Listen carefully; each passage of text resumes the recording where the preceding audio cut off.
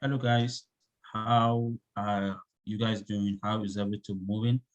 This is noon for those at home working remotely and those at break or those in the office. Hope things are moving on smoothly. As usual, just gonna give 1 minute to allow you guys to comment before we start the business of the day. It is Thursday, always Friday, weekend. Hope the weather is treating each and every one of you good. I can see a couple of names, familiar names from my attendees list. Again, I will just take it off from here. If not, people keep joining us. Good afternoon once again and welcome. For those of you guys that are joining us for the first time, my name is Garba Esahaya, and I'm the training coordinator of the Temple Small Business Development Center. The Temple Small Business Development Center helps small business start and grow. We offer free one-on-one consulting and a variety of low to no-cost webinars. We are proud to be part of the nationally accredited network of the Small Business Development Center, which has over 1,000 networks across the United States. You are here this afternoon for a webinar on Take Your Facebook Marketing to the Next Level. A copy of the PowerPoint and a link to the recording will be sent to all the attendees. Being a webinar, all the attendees have been muted. However, we always encourage you guys to drop your questions on the Q&A or the chat box. Without further ado, please allow me to welcome our wonderful presenter, even as she takes over the floor for the presentation. Brooke, you are welcome. Thank you very much. And it's great to be back. I do see some familiar faces too with the participants, and please feel free to ask questions, throughout the presentation in chat or in Q&A. If I don't see the questions myself because I'm just like in presentation mode, I will definitely, Garba's already said that he will interrupt me and I'm very happy that he does that. So please, I want to make this as interactive as possible. Okay, so we're here because we want to take our Facebook presence to the next level. This assumes you already at least have a Facebook page, even if there isn't, and maybe you've done a little bit with it or not, but you already at least have the basics set up here. So here's what we're going to be talking about. First of all, static content strategies, and that means when someone visits your page, do they even without looking at your posts, do they have the right experience? Because first impressions count. And a lot of people seem to it's very easy to overlook that piece of it and go straight for posting. But we want to kind of get the first impression right. We're also going to be talking about, okay, what can you post? What should you post? And we're going to dive into video marketing, including Facebook Live, and talk about that. We're going to be talking about advertising techniques. In other words, when I say advertising, I'm talking about when you pay Facebook for Facebook to deliver your content to more people in a targeted audience, so that you get more views and more clicks and more results that you want. So we'll talk about that, and we'll also talk about how you can leverage Facebook groups, whether you're starting one of your own or actually even if you're just joining one as well. So that's what we're going to be covering today. It's going to be a really packed hour. What I do recommend is after the presentation, think about maybe the top 3 things that you learned and start with those, because there'll probably be a lot of things that we talk about that you may want to implement, but it's always better. And when I work with, by the way, I'm a social media trainer and strategist, just so you know, that's what I do.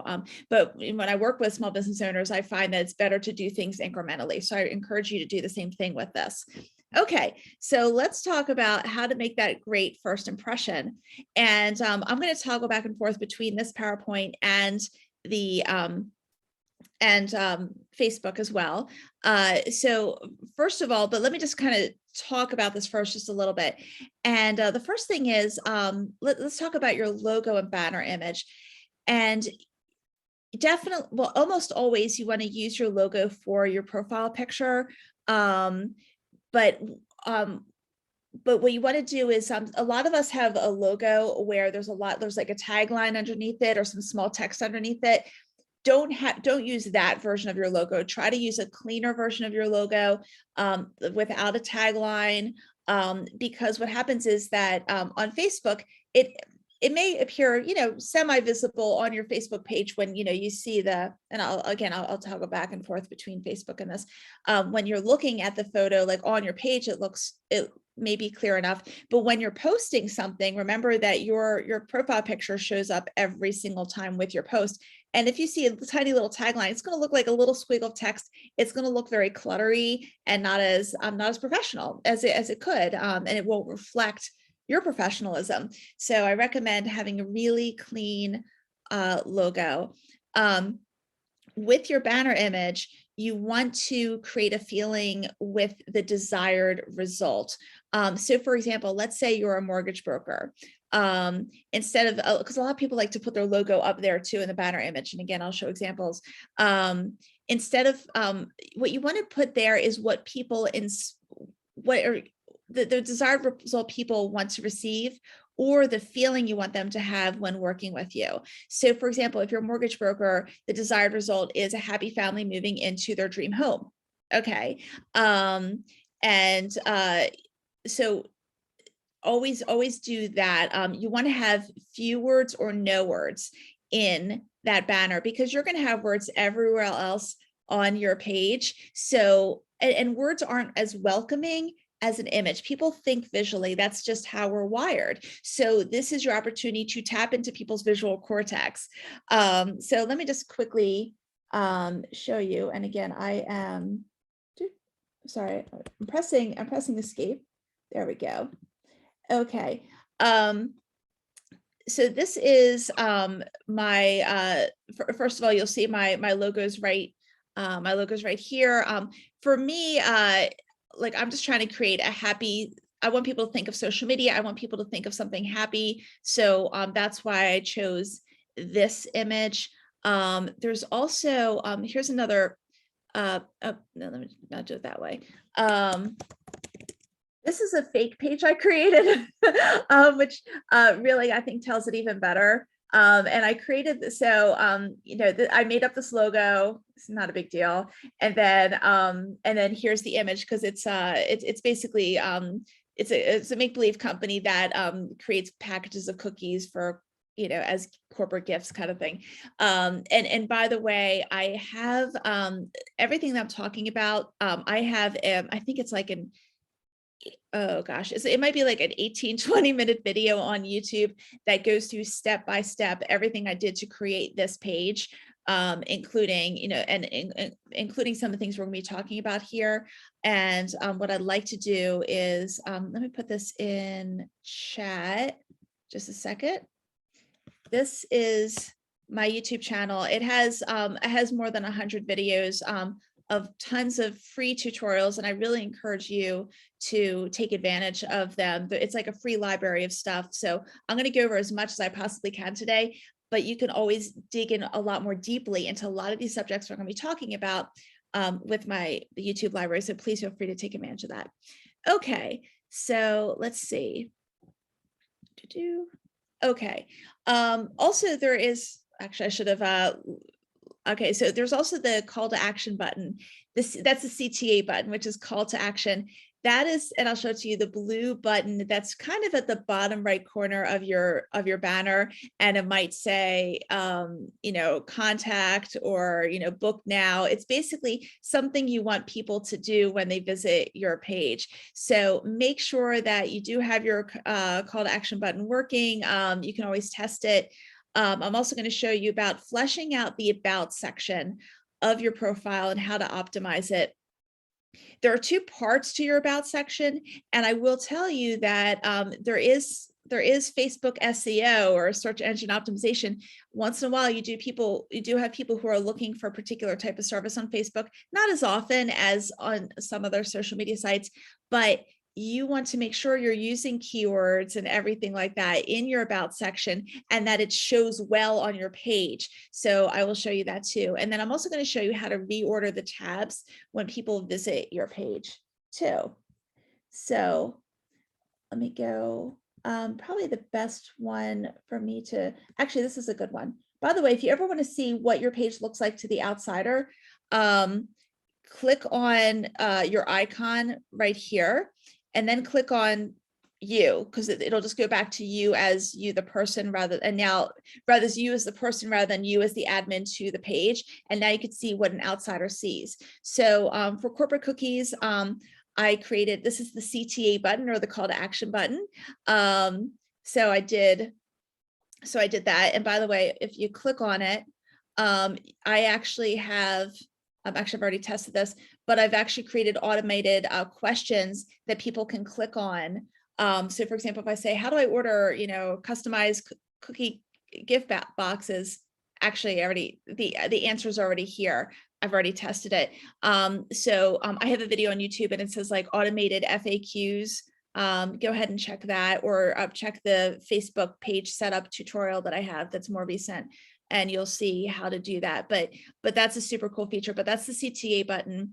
The about section, what you'll see here, when you're filling out the about section in your profile, you'll see there are two different parts, and you want them to complement each other. So, and you want the most important words to be at the top before people have to click on see more. Okay. So you don't want the key information later, because a lot of people don't click on see more. So I tried to squeeze the most important information here and also here. Okay.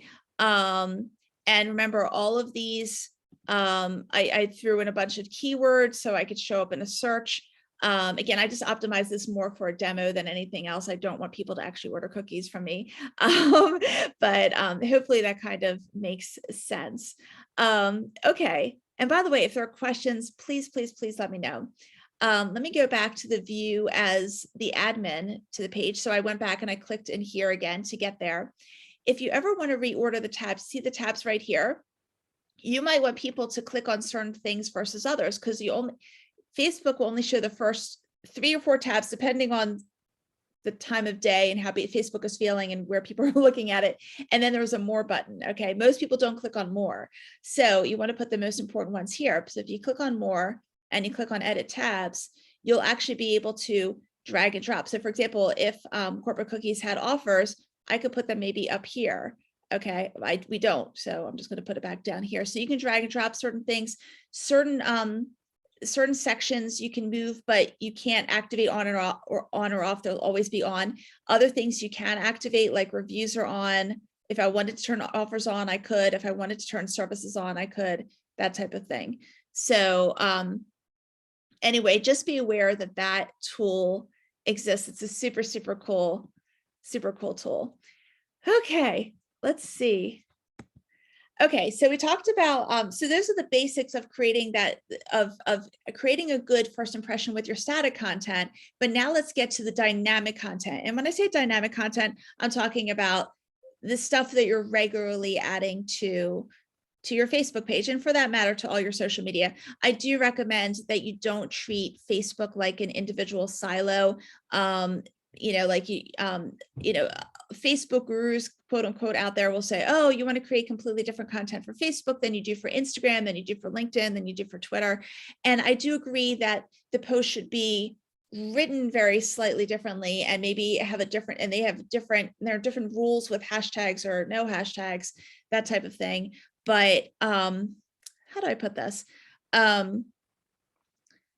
Life's too short to have completely different content on every single site, and it's gonna either burn you out, or it's just not going to be consistent. So it'd be better to have the same type of content go on all of your sites, but then you just kind of tweak it slightly depending on the site. Like a Twitter post looks like a tweet, that kind of thing. Okay, I went a little side note there, but I just wanted to explain that even though we're talking about Facebook, this can apply to a lot of your social media. Okay, so in order to decide what should you be putting out there, the most important thing is to ask yourself, what keeps your audience up at night as it relates to your industry or field. Okay, what are the big problems that they have that they come to you to solve? And you may say, well, I don't really solve problems. Actually, every business solves problems. If you run a women's clothing boutique, the problem that the woman that's coming into your store, the problem they have is they feel they need enhancements to their wardrobe. They feel the wardrobe that they have right now isn't enough. Or maybe they just have a need for retail therapy and you're the solution. But the key is you're solving problems. always. So think about the problems that people have and how you solve them. And those are great ideas for content. And I do see there is something in chat. Okay, so I hope I'm Leatrice, I hope I'm pronouncing your name correctly, but I want to thank you for asking. I have a Facebook business page and I want to allow people to tag my business and their photos and comments show up on my page. How do I allow that? Okay, so there is let me go into settings and see if I can find, there's a version of that at the very least. There was, although I haven't seen it lately. I haven't seen it lately. Life is too short for completely different content. Loved it. Thank you. So there used to be a section on Facebook pages called like visitors posts. I haven't seen it lately. And I don't know if it's because of like last year, Facebook changed their Facebook page experience, or anything like that. But usually what happens with tagging now is when people tag your business, at the very least, people who see their post, like in other words, when their audience sees their posts, they'll be able to click on the word, as you know, and go directly to your page. But let me just go ahead and check on that when we get done with the screen. I'll be happy to check that out. I don't know if that functionality is there anymore. I don't know if the visitor page section is there anymore. I haven't seen it, but I will check. And Monique, again, thank you so much for your comment. I appreciate that. Okay. So you also want to mind the golden rule. So in other words, even if you say, okay, let's go back to the women's boutique example. You don't, even though you may be the solution to all, fashion problems, and I don't say that sarcastically, I really mean it. It doesn't mean that all of your content should be self-promotional. People gravitate more towards those who give than those who ask to constantly take, or people who, you may know people out there who constantly talk about themselves or constantly brag about themselves. You don't want your social media to look like that person. Even if you have lots of great things to share about yourself. So it depends on the industry, how much you can do self-promotion. That's when you're kind of saying, hey, look at the stuff. Here's our latest products, here are our latest services. Check out our team members, check out how great we are. If you are in business to business, it's probably 80% of what you put out there should be educational and 20% should be self-promotional. If you are in, but if you're in an industry that is very visual and artistic, and I'll put women's clothing in that, I will put catering in that category as well, because people love pictures of food. You could probably get away with close to 50% self-promotion and 50% education. But the key is you want educational content there that answers your audience's questions about their problems. So if you ran a clothing store, then maybe like some of your content should be on how to accessorize, and it could be a third-party article that you found on Vogue.com, if that exists. I'm sorry, I don't read Vogue. I don't even. But on accessorizing, or maybe you love doing video and you shot a 1-minute video like explaining, oh, by the way, if you have if this type of dress, you want to have these types of heels. I'm actually not very girly, so I'm struggling to give examples with this, but hopefully you understand what I'm saying. You want you want to provide as much value and position yourself as a resource that cares about solving problems. And then once in a while say, oh, by the way, we're here to help too. Okay. You also want to create an editorial calendar, which is on the next slide. I'm going to show it to you. So let me just go to the next one, which is use feedly.com to curate content. Now, if you're struggling to say, well, I don't know where I can find content to share, with my audience, like third-party content, because I can't always come up with my own stuff. And that's okay. Let me show you what Feedly looks like. And I do see there's a question, so I will get there in a second. This is feedly.com. Okay. And this is a demo one that I set up. So you'll see, for example, I have actually added, and this is free, by the way. There is a pro version. I've never used it.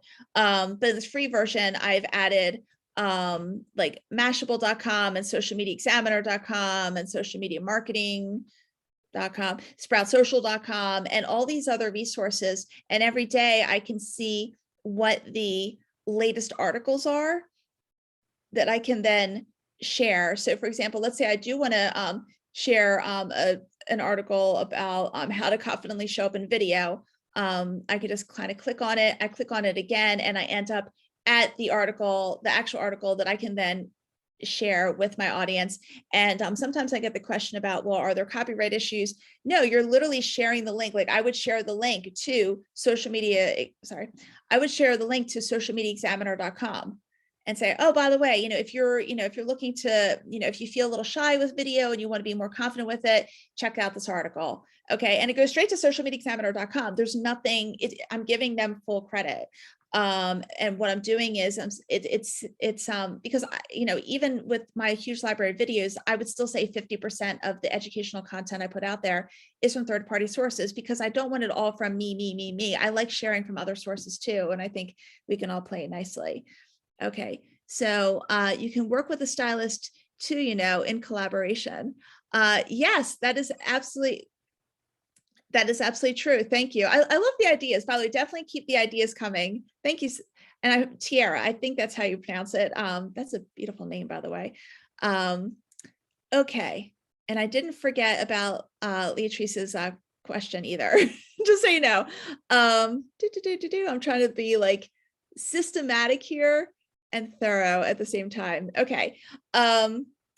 You also, after you find something to, like, whether you're writing a self-promotional post or you are sharing an educational piece, whether it's a link to an article or an image or a video or whatever, be brief. And how you write a caption either above the post, be super brief, 1 or 2 sentences. I know there's been a trend lately to write a novel, but do people really read that novel? I would say no.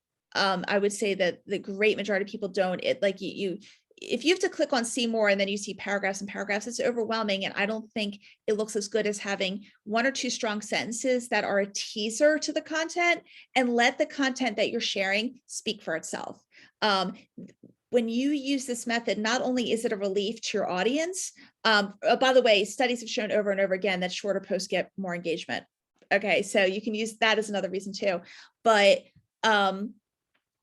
also, it's going to help you be more consistent with your social media, with all of it, including Facebook, because if you only have to write a couple sentences per post, imagine how much content you can, imagine how much you can do. The pressure is, there's less pressure. And I also encourage you to pre-schedule your posts to ensure consistency. So what that means is, well, on Facebook, you can pre-schedule your posts. Since we have to go onto Facebook anyway, to answer Leatrice's question, I'll show you how to do that. So if you just have Facebook and or Instagram, you can pre-schedule on Facebook. If you're also on LinkedIn and Twitter and and all the major platforms, then I recommend using a third-party site that allows you to post to all of those social media sites at one time. Like there's buffer.com, buffer.com, or there's Hootsuite, Hoot like the owl, Suite like well, SUITE like a hotel suite, Hootsuite.com. So there are a whole bunch out there. There's later.com. And they all pretty much do the same thing. So, but anyway, that's if you are on more than just Facebook and Instagram, then I recommend using a thing like, than a site like that. So, okay, so let me go ahead and let me show you how to pre-schedule the post. Let me see if I can answer Leatrice's question. Oh, sorry, I always have to do that before I get out of it. I'm gonna see if I can answer this quickly because we have a lot to cover. Okay. And actually, I'm going to go to the Delaware shout out page because I have my Facebook and Instagram connected. Okay, so let's look at the scheduling thing first. So if you're on your page, okay, this assumes, by the way, that you already have your Facebook and Instagram pages connected. If you don't know how to do that, you can Google it, or next week, I believe, I'm putting a video out there on how to do it. So I think I've scripted it. Okay, so when you're here, click on the left-hand side, click on Publishing Tools. It's near the top. And now click on the top right corner, click on Create Post. And here you'll see where you can okay, I just clicked on the left-hand side. They're always changing this a little bit. I want to click to both, let's say have this post to both Facebook and Instagram, and then you can go ahead and write everything. You can, they've actually just changed this interface since like literally 1 or 2 weeks ago. That's hilarious. But you'll see that you can go ahead and schedule it and all that. So you can basically just, that's how you do it. Okay, they changed that. That's fantastic. But you can schedule it. So that's how you do it, through Publishing Tools, then create a post. And to answer the question about visitors' posts, let me just see if I can quickly answer that. I do see there's something else that came up. Let's see, Facebook tools, sell your products, insights about group videos. Let me actually look at this from the outsider standpoint, because that would tell me if the visitor posts are there, because I have not deactivated anything. Okay, it's not there. One last quick thing I will do is if I go under settings, if it's anywhere, it's going to be under settings. Visitor posts. So, okay, well, what you do at the very least is you can go to, let me click on this. I mean, it says like anyone can, publish posts to the page, but I mean, this is how you would do it, but I have not had the experience where people are doing that, if that makes sense. So again, it's under settings is how you would do that. So hopefully that answers that question. So thank you for that. And Jean says, yes, I've also noticed changes. I'm hoping they are for the better. Some are and some are not. I will tell you, there are some really cool hacks that I found and all that when in the old system that don't work anymore, and there's fewer choices. But I will tell you, overall, it's a cleaner interface. So yeah, and then you said also that you can't find the visitor post either. You said you've been looking, you found reviews by putting reviews after the URL for the page. So yeah, so it's a bit crazy. And by the way, I'm probably going to do a video about, like, because some people are not finding even all the reviews and stuff like that. So I'm going to try to do something on that later. So hopefully that answers the question a little bit. I apologize that I don't have more information on that piece of it. It was a really good question, but I will tell you, I think encouraging tagging and encouraging people, encouraging the tagging and just sharing, like if you have someone or another company that you want them to share, just share stuff about you or their experience with you. What I do recommend, that's the most important thing, really, because what they're doing is they're sharing with their audience good things about you. And that's going to be the most powerful thing, more than posting on your page. So anyway, that's what I recommend, because then you're really hitting new audiences. Okay, so remember how I mentioned about the editorial calendar? This is an example of one. Now imagine this page. This is a Microsoft Word document. Technically, you see it says days 1 through 16. It technically goes down to 30, but then I'd have to shrink it too much. So I wanted to blow this up. So I'm only showing like the first half-ish of this. But what you want to do is you want to say, okay, well, okay, I feel comfortable posting 3 times a week because I only have to write 1 or 2 sentences per post. And I'm going to do a self-promotion every third, or every third post or so. So this is for Make Believe Realtor, by the way. So and you'll say, but home buying and selling strategies, that's an important topic. So I'm going to cover that both on the 4th of the month and the 16th. And then if you saw the full sample calendar, you'd see that is also, like, I think on the 23rd or sometime a little bit later too. So and then there, so what you're doing is you want to write down, what is the major category that I want to hit on a particular day of the month.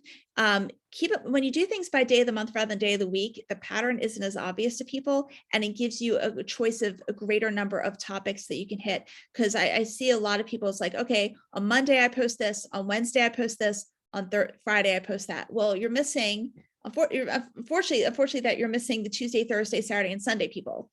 When you do it that way, if you do it by the day of the month, you're hitting all different days of the week.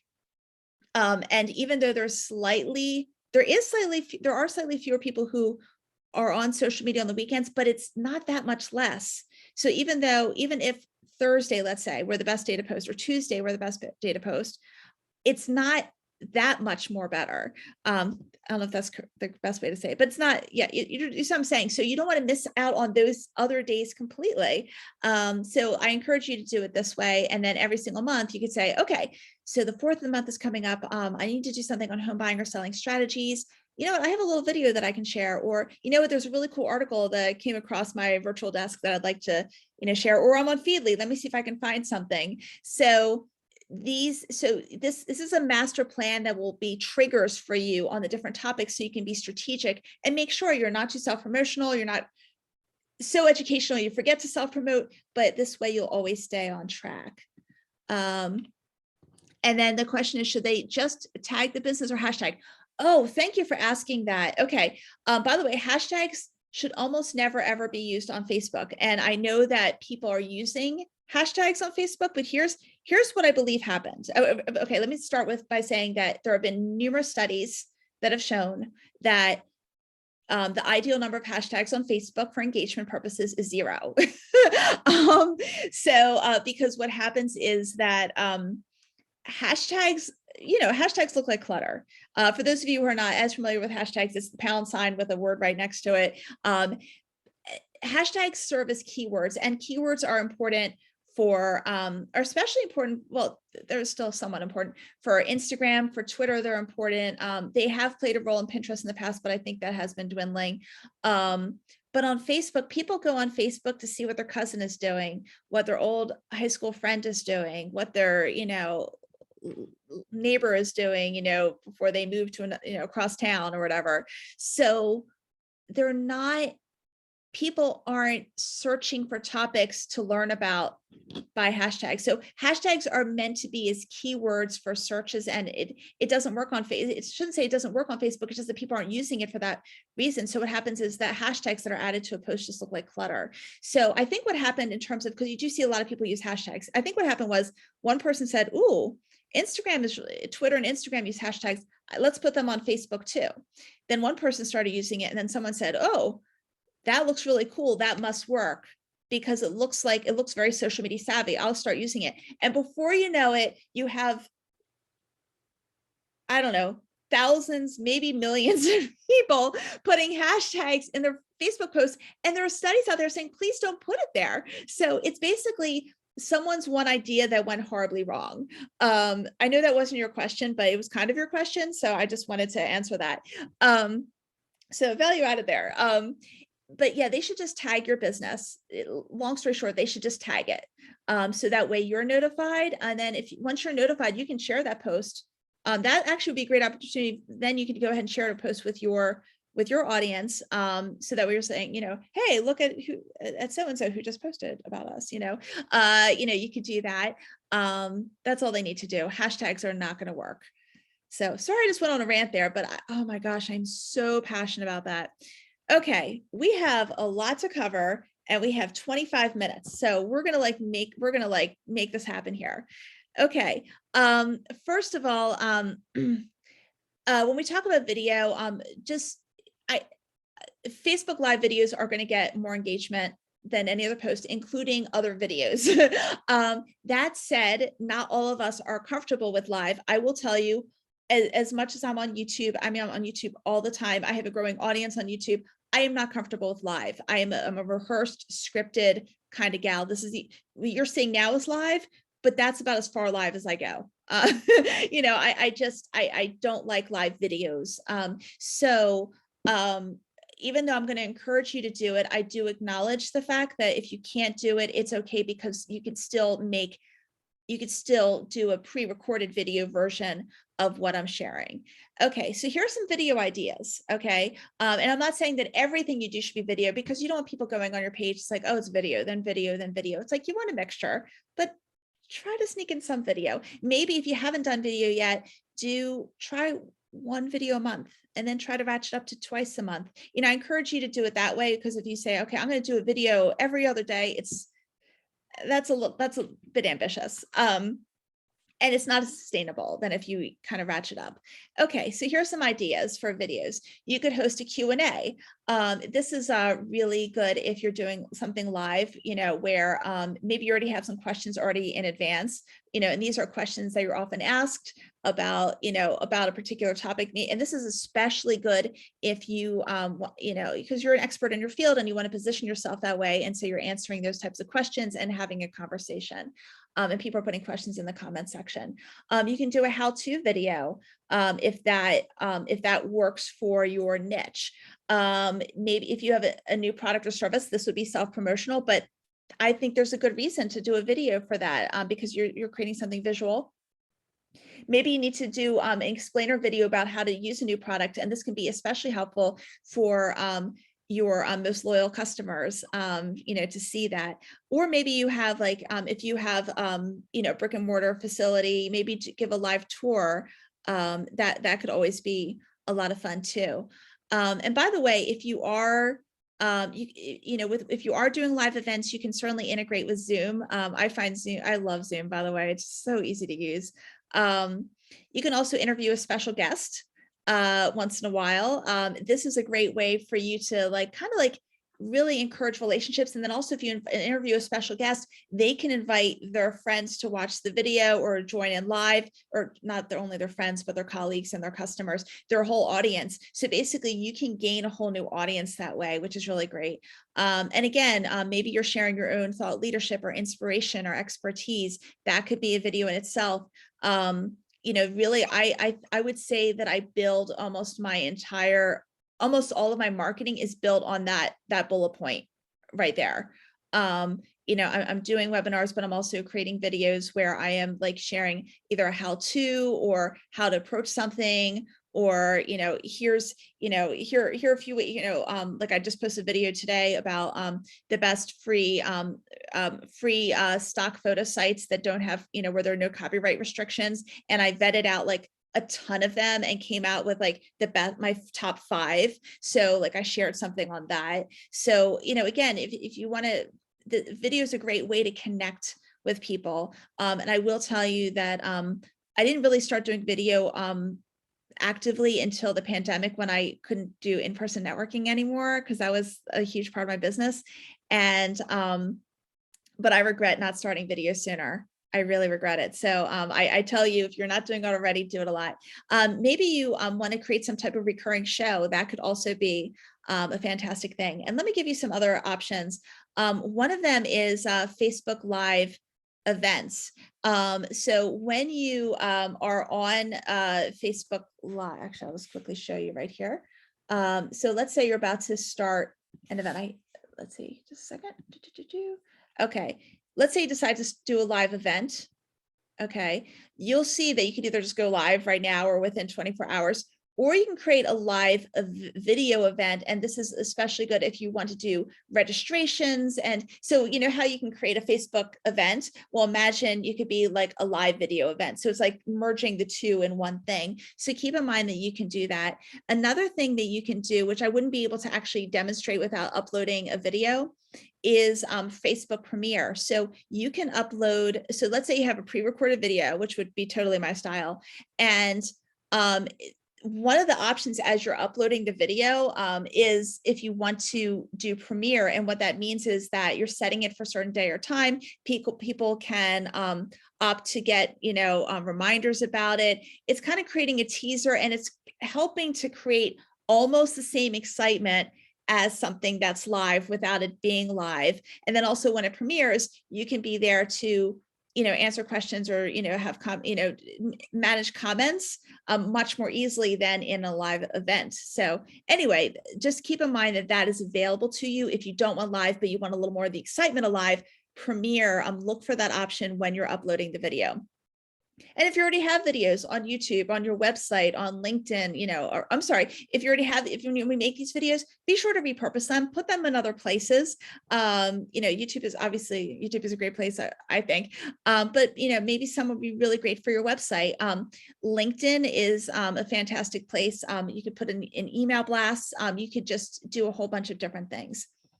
Okay, so the next thing is with video, and this is so important because video in general does get more engagement, but you still need to do a good video. So keep in mind, what I always want you to keep in mind with your social media and all of your marketing, all of it, is that your biggest competition isn't necessarily your actual industry competitors, but a lot of times, but on social media and in marketing venues in general, it's all the other messaging that people are getting throughout the day. So for example, more than half of people are on their phones, and and let's say they're on Facebook, okay, and they're scrolling to see what's going on. What is it about your video that is going to make people want to stop and watch it? Okay, the sound is probably off. Okay, so what I recommend is first of all, make sure that I'm going a little out of order here, but you see the third bullet point says add captions. Facebook has auto captions. There's also a company called rev.com. That's actually what I use because I think they're incredibly accurate with their captions. I actually make sure all of my videos have captions. So that way, even if the sound is off and 80-something% of people continue to keep the sound off of videos on their social media, that they could still watch the video and understand what's going on without turning the sound on. So they're more likely to stay there and watch it. So I'm sorry, I'm looking down, looking at my phone in case you're wondering what I'm looking at here. Sorry, it helps me visualize. So what was I going to say there? So I encourage you to add captions. And then what I also recommend is, now that people will know what you're saying, in the first 10 seconds, people should know what the video is about, who it's for, and why they should watch it. Do not start the video with, hey, welcome. It's a great day outside today. It's like, people are like, okay, I'm busy. My child is crying, my phone is ringing, like, give people a reason why they should be watching. Always fight for people's attention with all of your marketing, and it will elevate your marketing when you have that mindset that people are busy, they're frazzled, they want answers quickly. Just, it's going to change all of your messaging. It's like, I don't know, that I couldn't, maybe if that's like, maybe I think that's even a more important thing to say than when I said about the hashtags, because that was important, but this is like really important. Okay. Okay, and also make sure that that key information you share in the first 10 seconds of your video, put that in the description also above in the caption, basically. So make sure it's there too. Okay, let's talk about Facebook advertising. And again, as you have questions or comments, please let me know. It's if you haven't noticed already, when you put a post out there, a very, very small percentage of people will actually, the people who like your page will actually receive the post in their feed. And then only a very small percentage of those people will even engage with it. So an organic reach is basically when you put a post out there without paying for it. So Facebook advertising, and when I say advertising, again, I mean paid advertising, it's really a must do. It's not just a nice to do. So, and I'm the messenger for this, and I apologize, but that's how it is. So let's see. Okay, so here are some main reasons. So you always want to figure out, okay, what is the purpose of what I'm advertising? And it could be that you create an ad and then you're sending people to your website, or or a specific page on your website, or some type of landing page. It might be to get page likes. It might be to drive engagement. It might be to promote a video that you've done. But what's really cool, and you'll see this whether you're creating a post through Facebook Ads Manager or through the Boost Post button, it's going to ask you what you want to do. And I'll show you, like, it'll ask you like, well, what's your goal? It's actually important to tell Facebook your goal, because, you're going to create a specific audience. Like, okay, I want to reach women between the ages of 35 and 60 who live in, within this mile radius, who have interests in blah, blah, blah, blah, blah, blah, blah. Okay. So, you're creating that audience, but within that audience, Facebook wants to make sure they deliver your message, your advertising piece to people who exhibit the behavior that you want them to do. So for example, let's say your goal is to you just want more engagement because you're just trying to build your brand. Okay. Then they're going to deliver to people within your targeted audience who are more likely to engage. If you want to, or maybe if you want more traffic to your website or to a specific landing page, they're going to send your advertising message to people who, again, are within your target audience who are more likely to click on a link.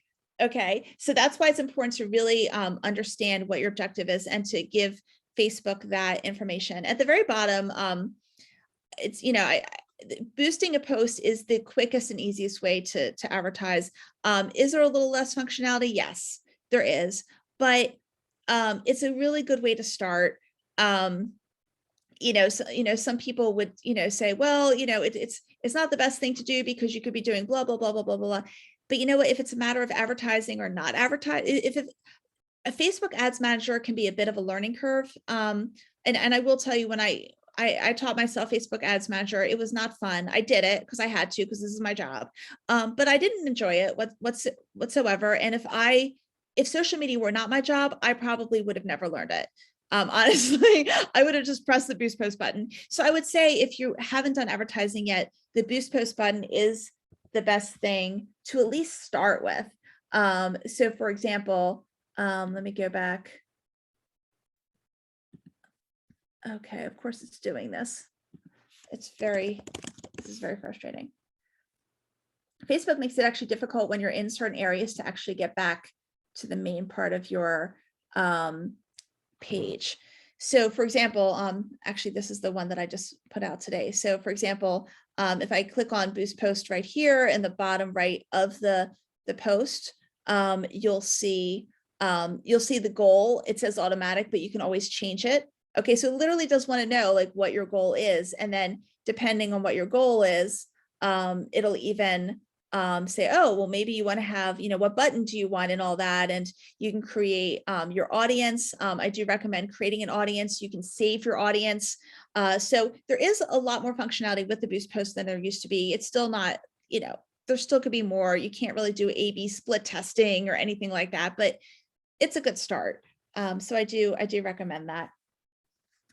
Okay, and by the way, I do have a video that goes more into depth. I don't know, maybe 7 or 8 minutes about just how to optimize the whole boost post experience. So feel free to check that out on my channel too, if you'd like. Okay, so and what I want you to think about when you're advertising is, sorry, this isn't like the clearest diagram, but I think it's like the best diagram to think about. Facebook kind of divides everything into 3 different things. There are campaigns, there are ad sets, and then there are ads. Okay, so you can kind of see the hierarchy here. So imagine the campaign is at the top and that's your goal. Okay, the ad set is basically, how much money do you have? Who's it going to? Where is it going? For example, is it going on Facebook? Is it going on Facebook and Instagram? Where on Facebook and Instagram is it going? That sort of thing. And then also the time frame, like, I want it from, May 20th through the 27th, that's the ad set. And you might test, if you're in Facebook Ads Manager and want to get super fancy, you can test different ad sets within one campaign. And then you have the ad themselves, the ad itself. And that's the creative piece. That is the words you use with the image or video, and link. So that's the ad. And you might be testing different ads, within that. So I want you to keep those minds, campaign, ad set, and ad in your mind, because if you ever do go to Facebook Ads Manager, you have to kind of understand what they mean. So that way, when you'll be able to toggle back and forth a lot more easily. So some best practices with Facebook advertising. One of them is, like I mentioned before, it still holds true. Keep your copy brief. Make sure your image or video is compelling. Remember, you're competing against everything else in the news feed. And if you're putting money behind something, just give it extra time. That's what I would say. There's something called a Facebook Pixel, which is free. It's kind of like code that Facebook allows you to put on, like, for example, on your website, on the back end of your website, so that your website and Facebook can speak to each other. So that way, like, if let's say you do run, you run some form of e-commerce, and you put an ad, you direct people to a specific product you want people to buy. The Pixel will say, okay, not only did people, obviously, we'll be able to track how many people actually made a purchase as a result of that ad versus how many people just clicked on the link, which is what you would get if you didn't just have the Pixel. And that you would find under Facebook Ads Manager. Although actually you might be able to access it through the Boost post as well. A/B split testing, you would do that just through Facebook Ads Manager as it stands right now. And that means you're testing one image versus another, or one bit of copy versus another, or one audience versus another. And as your ads get smarter and you're realizing what's working, that's when you should be spending more. And let's see, are we going to receive a copy of the recording to review? Yes, we are going to. Thanks, Regina. It's good to hear from you again. Because since you've been in previous seminars, yes, I know this is. I understand it's supposed to be. I believe it's being recorded, and there is a copy that has been given, so to be given to everyone. So yes, I know we're going through a lot of stuff right now, but the key is you want to test things before you spend more money. And I do have how much you spend is up to you, but I will tell you, the more money you give Facebook, the more people they'll deliver your posts, deliver your ads to, and therefore, obviously you'll get more results, and then you'll be able to test things a little bit better. But $5 a day is a good thing to do. But I would say, or you might just want to do a flat out $50 budget on a specific ad. But you can spend as little as $1 per day, but it's not going to give you results that you want, really. But no matter what, you always review your analytics. You will see that they're called insights, and when we were on our Facebook page, you'll see them on the left-hand side. Just look for the word insights. And I'm sorry, always review your analytics with your ads, because that will help you determine what's working or not. And you want to look for cost per click. The less money you're spending for someone clicking on your ads, the better. And cost per action. So in other words, like, let's say your goal is engagement, the less people are spending for the per engagement or per video view. So in other words, if you are testing different things, you want to look for, where did I spend less money for the desired result? Okay.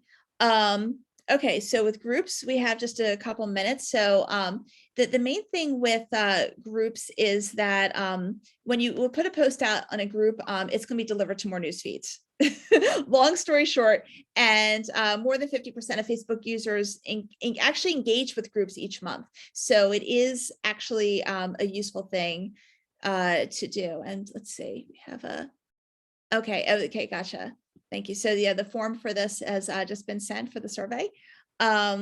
So there are some differences between groups and pages. This actually shares what the benefits are of a group versus a page. So in this case, a group feels more like a community.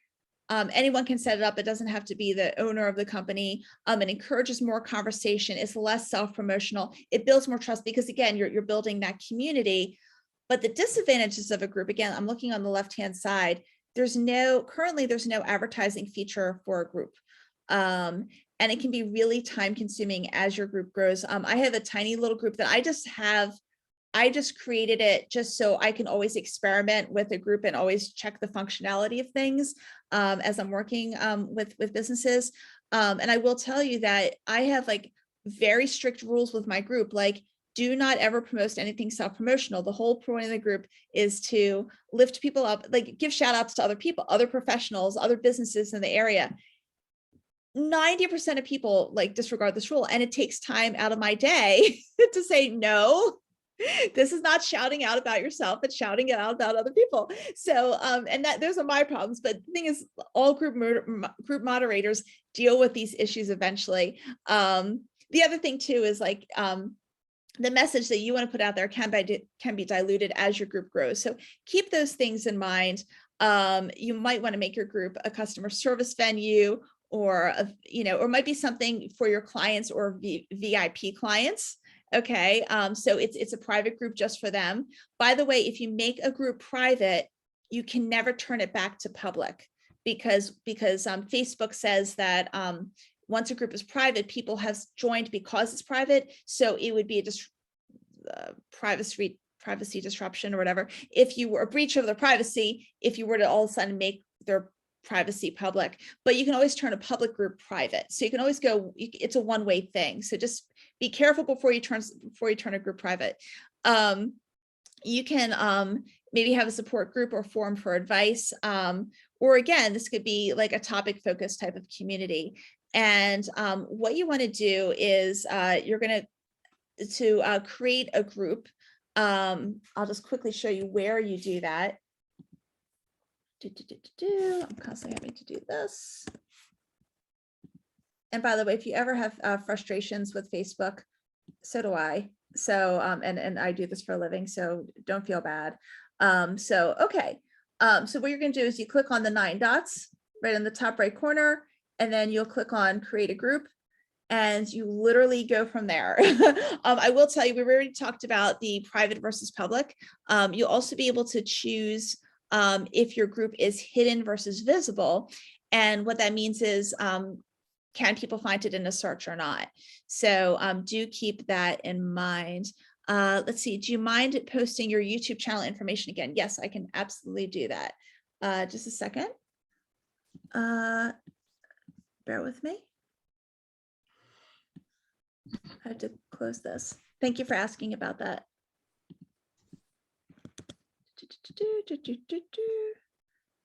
Wait, I'm looking for the chat thing. I can't find it. Where'd it go? Where'd it go? There it is. There it is. Can you get paid for forming a group?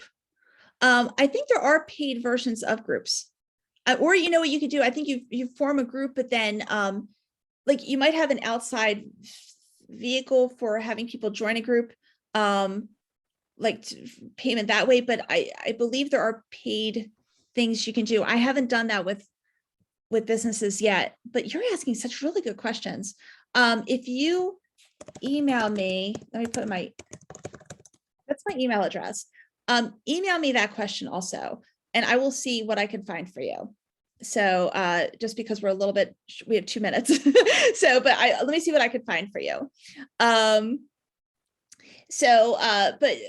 keep in mind too, that you'll be able to, do a whole bunch of things with your group. You'll be able to, ask questions before people join, that type of thing. There are also ways that you can promote the group. I have a video on that too. Blast it on social media, send out a mass email, put the group link in your email signature. You're always emailing people. That's always a good thing. And then also add a link, on your website. These are just some other ideas. Again, you'll have this document available so you can check this out. But you're probably going to be the main one contributing for a while, and you'll have to encourage people to contribute. You can also join Facebook groups, but what you want to do there is kind of respect the rules, because some of these groups do not like self-promotion, or you can only do self-promotion on Saturdays or whatever it is, but focus on helping others. And I mean, that's a good rule of thumb anyway in life. And all of a sudden, you're going to be able to build relationships there. Okay, excellent. Phew, I got that done. It's 12:59. I want to thank everyone for coming. You guys have asked really good questions, very smart questions. I really appreciate that. Thank you very much for a wonderful presentation.